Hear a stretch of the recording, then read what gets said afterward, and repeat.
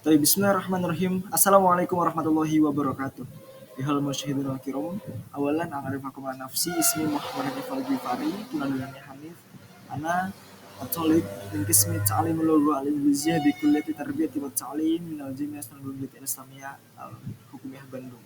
Wa fi hadhihi nasabah qasdan wa amdan ana dari kelas pendidikan bahasa Inggris 5C dengan NIM 1222040113 mata kuliah ilmu fikih yang akan menjelaskan dengan tema hukum jinayah atau biasa kita sebut dengan hukum pidana dalam Islam. Baik Bapak, mohon izin Bismillahirrahmanirrahim akan kita bedah dan bahas bersama mulai dari definisi fikih jinayah hingga ke contoh kasus fikih jinayah. Ada 4 hal yang bisa kita lihat di mind map ini. Ada definisi fikih jinayah, sumber hukum fikih jinayah, jenis-jenis pelanggaran dalam fikih jinayah, hingga contoh kasusnya. Baik, berbicara tentang definisi fikih jinayah. Menurut definisinya, dapat dikatakan bahwa hukum jinayah ini adalah cabang dari ilmu fikih yang mengatur tentang hukum pidana di dalam Islam. Nah, termasuk hukuman terhadap perbuatan yang melanggar syariat Islam. Nah, kemudian juga dalam pengertian ini, jinayah itu merujuk pada tindakan atau perbuatan yang dianggap sebagai kejahatan atau pelanggaran, baik itu yang merusak hak Allah maupun hak individu di dalam masyarakat.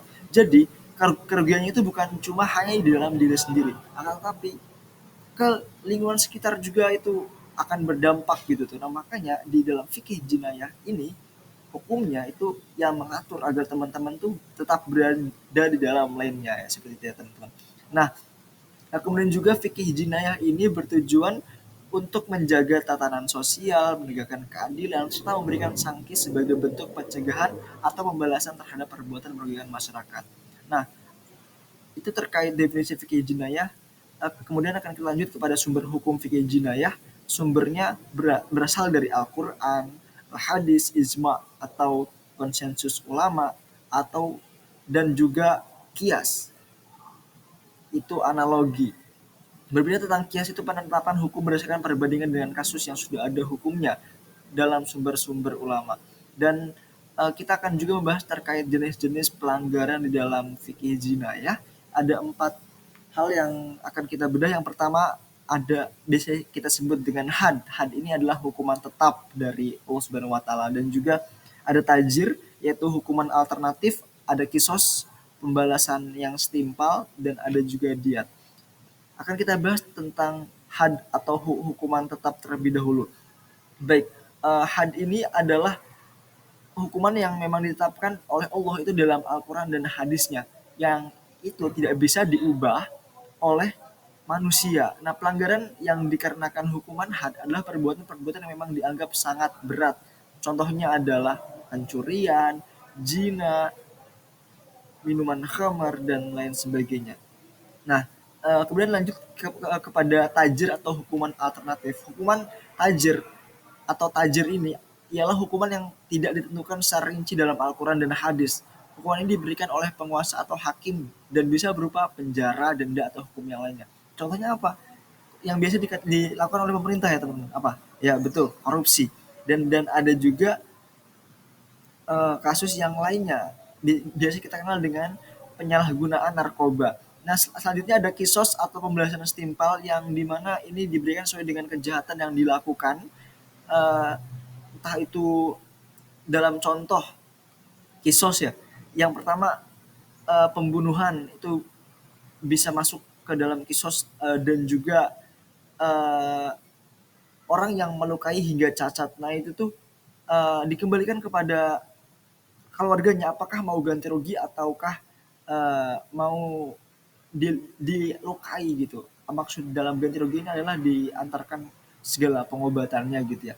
Dan yang terakhir itu ada diat. Diat itu ganti rugi yang dimana ini yang ditetapkan untuk kasus-kasus tertentu seperti pembunuhan atau luka yang tidak disengaja. Ganti rugi ini dapat berupa uang atau barang yang dimiliki sesuai dengan kerugian yang ditimbulkan.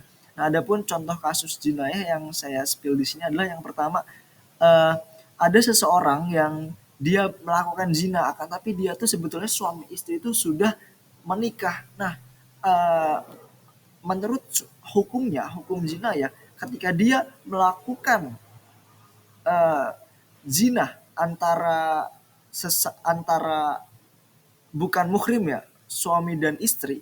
Nah, itu maka selanjutnya dia akan dirajam ya, dilempari batu hingga mati. Dikarenakan pada pasangan yang sudah menikah berdasarkan hukum hukum had. Jadi kalau misalkan antum berzina, misalkan pacaran nih berzina nih. Nah, itu sebetulnya kalau dalam hukum zina ya itu antum harusnya dirajam seperti itu. Dan ada juga contoh dari yang lainnya terkait kasus dari fikih jinayah ini. Yang terakhir adalah hukum eh, kasusnya adalah seorang terlibat dalam penggunaan atau peredaran narkoba secara ilegal. Nah, hukumnya itu penyalahgunaan narkoba dapat dikenakan hukum tajir sebagai yang artinya adalah penjara ataupun denda. Meskipun ada yang melihatnya sebagai pelanggaran terkait hammer dan ada juga mabuk ya gitu. Dan dapat disimpulkan bahwa dari seluruh hukum fikih pidana di dalam Islam itu mengatur tindakan yang dianggap sebagai pelanggaran terhadap syariat nama baik yang berkaitan dengan Allah maupun sesama manusia. Fikih jinayah ini juga mengatur 4 jenis yang tadi ada had, tajir, kisos, dan dia yang dilakukan untuk menjaga terlibat menegakkan keadilan dan melindungi hak individu di dalam masyarakat.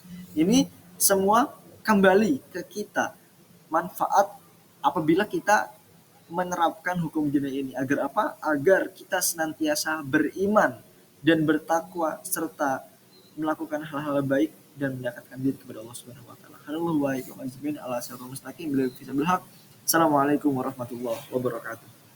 Syukran katsiran.